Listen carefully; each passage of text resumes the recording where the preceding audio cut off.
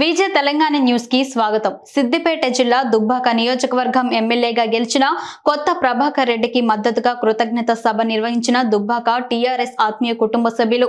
ఈ కార్యక్రమానికి ముఖ్య అతిథిగా తెలంగాణ రాష్ట్ర మాజీ మంత్రి, సిద్దిపేట శాసనసభ్యులు తన్నీరు హరీష్ రావు, జిల్లా పరిషత్ చైర్మన్ రోజా రాధాకృష్ణ శర్మ, ఎమ్మెల్సీ యాదవరెడ్డి, సోలిపేట సతీష్ రెడ్డి, కత్తి కార్తిక్ గౌడ్, దుబ్బాక నియోజకవర్గం టీఆర్ఎస్ పార్టీ ఆత్మీయ కుటుంబ సభ్యులు హాజరై ఈ కార్యక్రమాన్ని విజయవంతం చేశారు.